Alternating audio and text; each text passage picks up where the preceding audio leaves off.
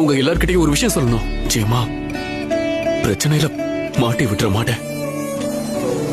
அதனால என்ன மன்னிச்சிடுங்க. சகோரா, வலிக்குது. எதுக்கு அப்படி பண்ண? இங்க வந்து நின்னது உன் தப்பு மிதிக்காம. நீ பண்ணது சரிதான் சுகிஷ்டா. அவனை அடிங்கடா. ஒரு விஷயத்த நல்லா புரிஞ்சுக்க.